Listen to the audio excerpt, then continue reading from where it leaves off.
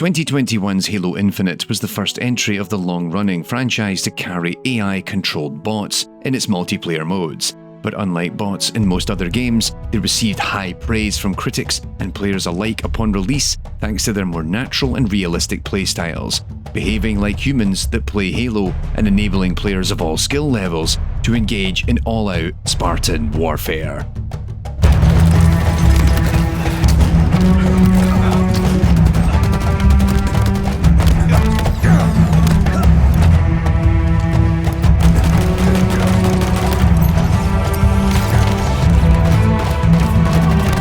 Thompson, and for this episode of AI in Games, we return once more to the Halo franchise to find out how exactly 343 Industries made these bots act human-like in their behaviour.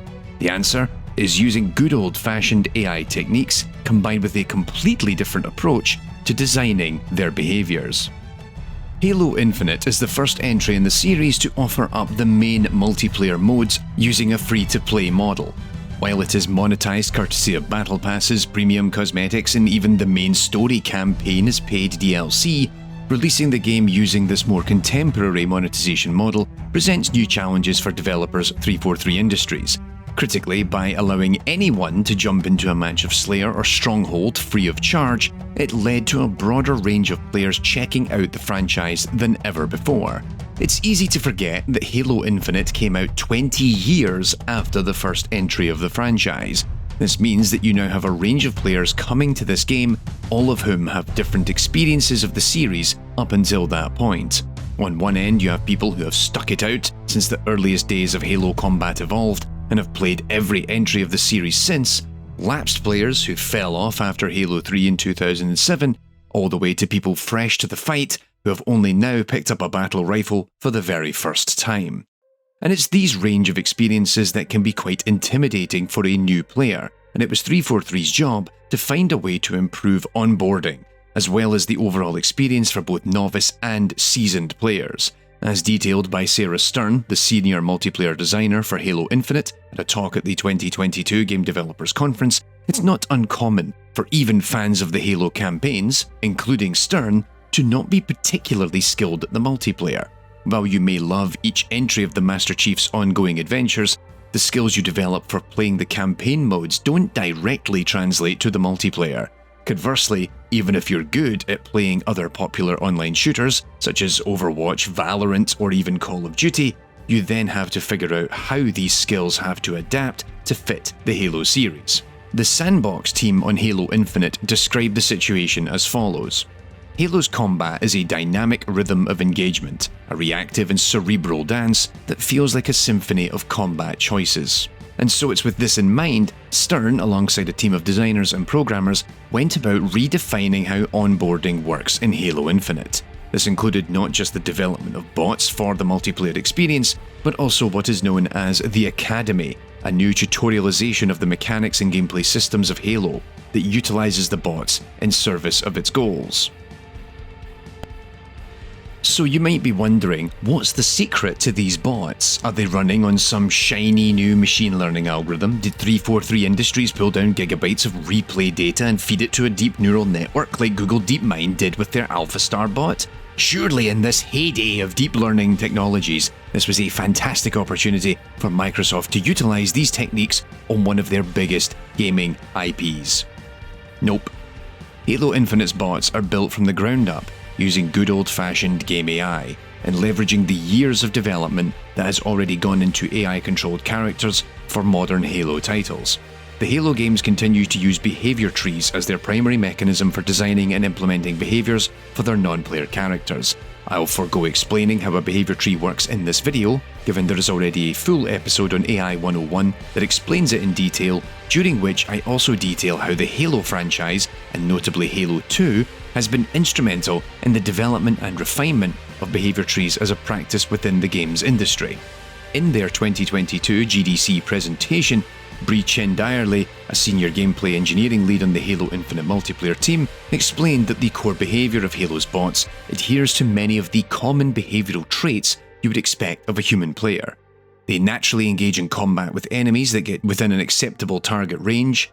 They pick up objectives like the skull in Oddball, and also deliver objectives like in Capture the Flag. They can interact with switches and other objects like vehicles. They can hide from enemies if close by, or even hunt down specific targets. They can contest an item such as a power weapon and try to stop other players taking it. They can subsequently collect and use weapons and other special items either from the ground or from weapon lockers. They can traverse and patrol the gameplay space looking for enemies, and they can guard objectives, be it a location in a match of Stronghold, or even seek to protect objective carriers in CTF or Oddball.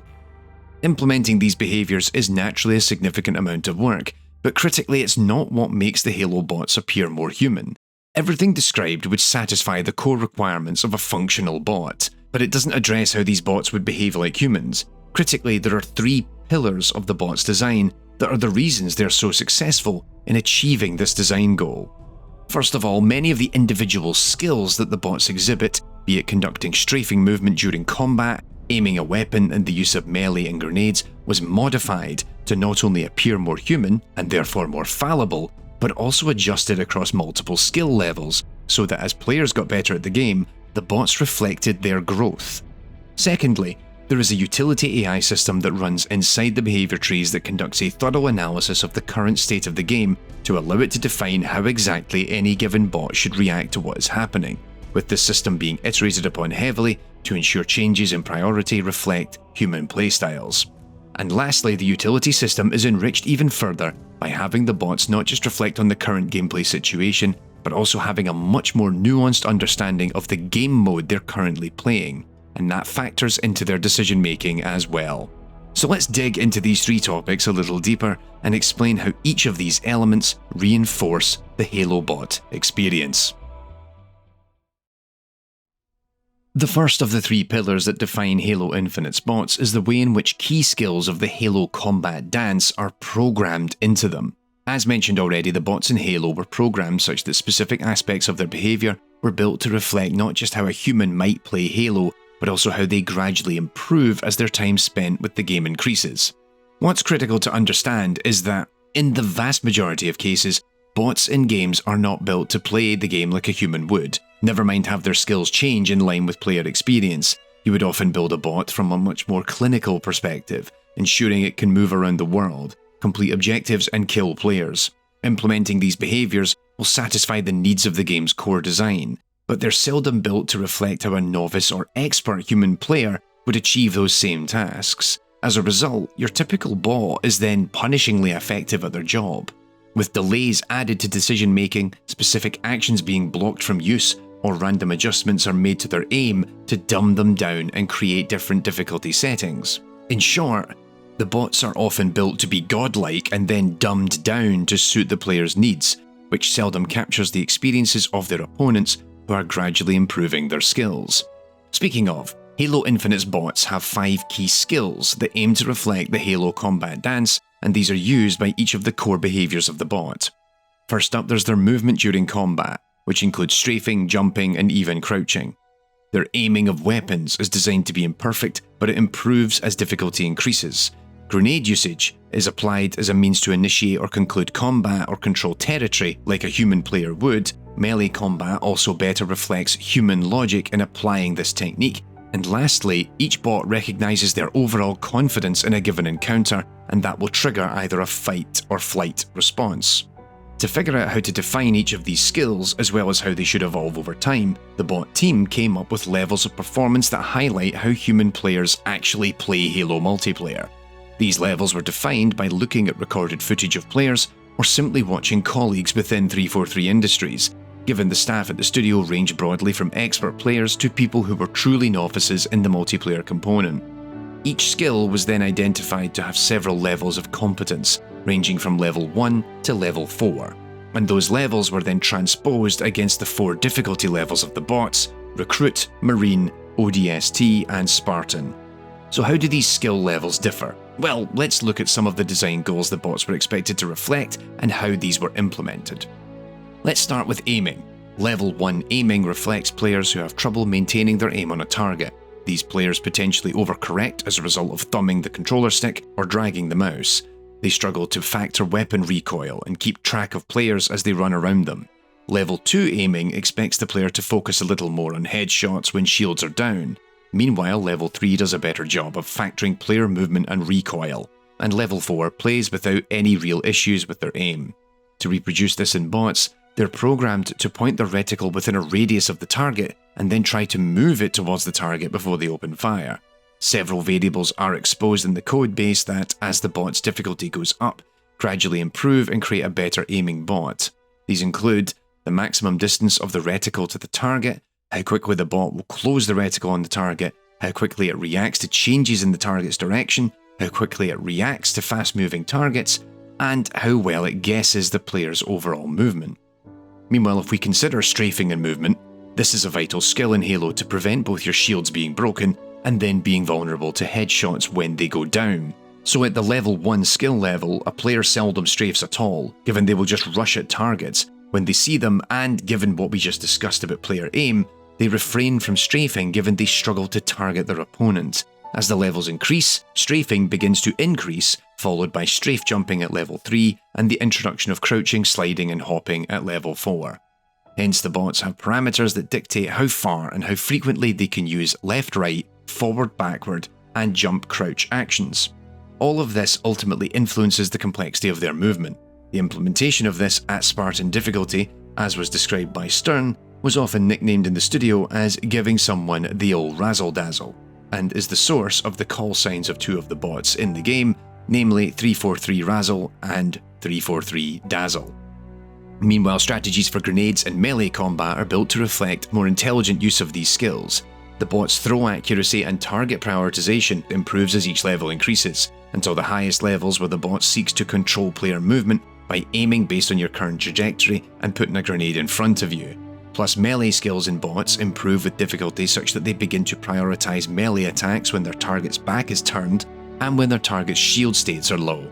In fact, this skill begins to emphasize the bot's need to close distances during successful gunfights such that it can then finish an enemy off with a cheeky slap upside the head. The last skill, the bot's confidence in combat, is a much more nuanced conversation, and it ties into the big technical challenge to the underlying behavior tree systems of the bots, in that they do a much better job of recognizing where and when they are in the context of a Halo combat dance.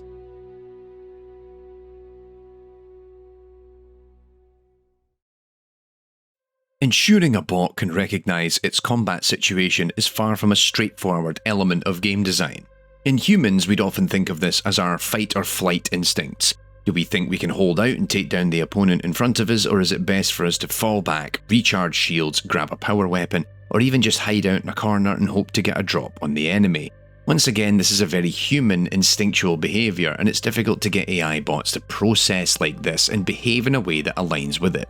As Stern explained in their talk, the bots in Halo Infinite rely on what is known as their confidence, in which it calculates which action it should take, and this was discussed in much more detail in the talk by Chin-Deyerle, in that the behaviour trees of the bots rely on a utility AI system to decide which of the behaviour tree behaviours they should actually be executing. For those not familiar, utility AI is a process in which different options are ranked with a numeric value, and from that the AI will then prioritise the highest ranking option. A utility can be computed either from a simple mathematical function or from a more complicated process that layers even more design insights. If you want to know more about utility AI and see other examples of it in practice, check out my episode on AI 101 that explains the technique in much more detail and looks at high-profile examples, ranging from use of utility for goal selection in First Encounter Assault Recon to behaviour priorities for companions in Dragon Age Inquisition. In Halo Infinite, the bots use utility AI to analyse the current game state, and from that it will decide which specific behaviour in the behaviour tree to prioritise. Each behaviour carries what is known as an ambition, and the ambition stores a utility function. These are all part of the bot's scripting logic in the Slipspace engine that is written using the Lua programming language. Instead of making it just a base mathematical function, each ambition utility is calculated by factoring in game state information and then is normalized into a value that scales between 0 and 1. The higher the value, the more desirable or important that ambition is deemed to be. So the confidence value, as discussed before, is a utility calculation that is derived by looking at the state of conflict.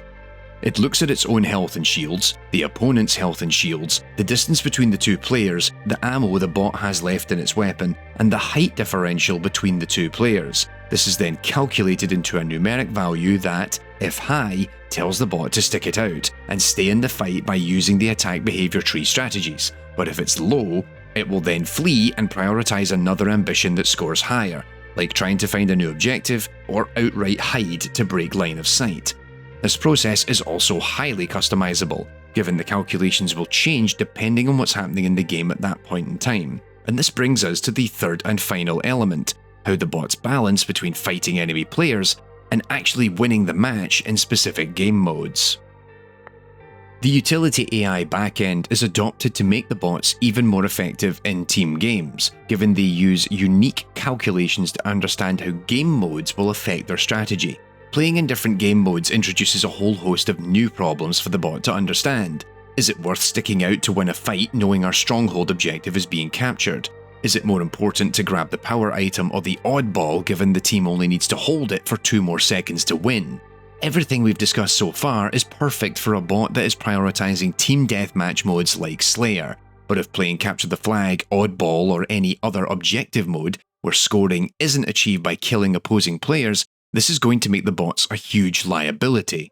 When a given game mode is active, it introduces for the bot a suite of new ambitions for that mode. While previously the ambitions related to specific behaviours, now the game mode ambitions can refer to an object or area in the level that is relevant to the game mode they're currently playing and what actions they should execute to satisfy them.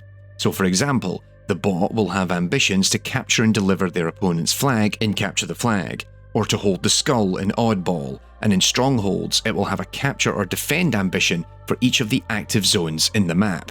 And so now, in an objective-driven match, the bots can factor in whether, say, in the case of Capture the Flag, should they prioritise picking up the flag, or fighting a nearby enemy player, or grabbing the power weapon in a given moment.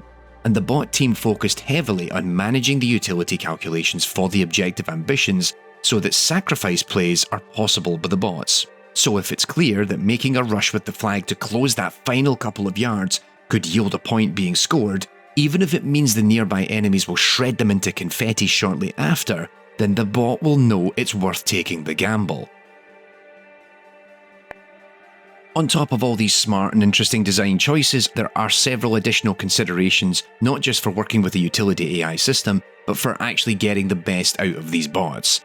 For example, it's common for a utility-driven system to experience what is sometimes known as thrashing, meaning it has 2 utility values for actions A and B that are very close to each other.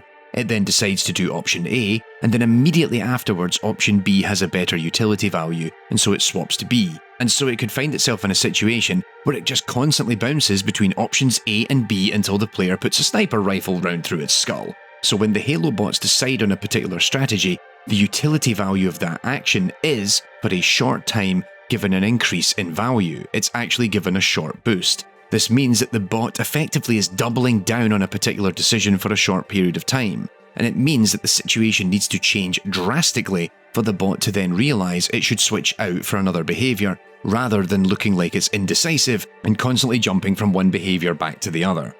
On top of this, the bots can actually share information. On the higher Spartan bot difficulty, they can conduct map callouts to each other. They share the last known positions of enemy players, and this is then factored into their active ambitions. Hence, if one AI bot tells the other that a player was last spotted in a given location, they can then factor in whether it's more important to head to that location to find the target than it is to play the objective.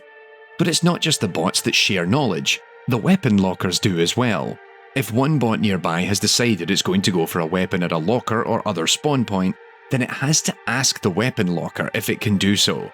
This is because the weapon lockers have an ambition for interacting with them, but they set a rule on how many players at once can decide they want to grab the weapon. Hence, it stops 2 bots trying to grab the same gun at once. It does not, however, prevent the bot from taking a gun you were wanting to grab, nor does it mean a bot will not race you to the locker if it's clear you're going for it too. In fact, the dev team were happy with keeping that in the game when it shipped, because ultimately, it's how human players behave, and is authentic with the typical Halo experience. There's also one last thing that I thought was an interesting touch. As I mentioned earlier, the logic for utility calculations is all written in the Lua programming language. Now, Lua is perfectly capable of the job, but it sometimes isn't the most performant of languages for specific tasks. Hence, there was a concern that the code for calculating these decisions wasn't going to be fast enough in the heat of the moment.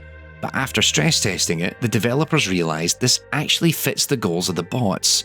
Research by behavioral and cognitive scientists have often estimated that the average human being takes around 200 to 250 milliseconds, that's between 1/5 and 1/4 of a second, to process new information such that they can react to it. Hence, for the dev team, the benchmark was to ensure that all of the bots could process their information in the same time window. So assuming a full match of 8 bots, that gives them around 31.25 milliseconds each to process their decisions, which is plenty of time for the bots to run the Lua code. Hence, it fits that they're actually a little slow in reacting to change because they're designed to behave like dumb, fleshy humans, just like you.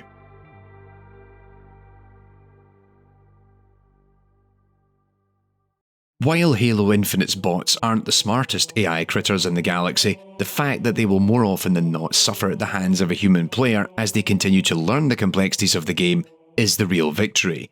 By looking at the core skills that human players develop and finding ways to replicate them in these AI-controlled Spartans, they provide not just a solution to backfilling uneven lobbies, but critically helping players slowly develop and improve at playing the game. For the seasoned Halo veteran, this may mean little, but for those new to the franchise, it's an opportunity to show them the ropes and help them attain their goals.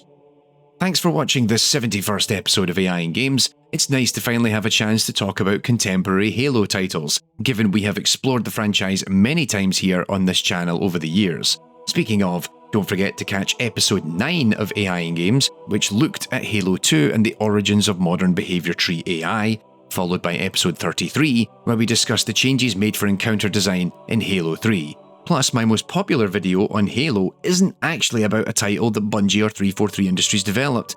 Episode 47 details the strategy systems of Creative Assembly's Halo Wars 2, and that's worth checking out as well.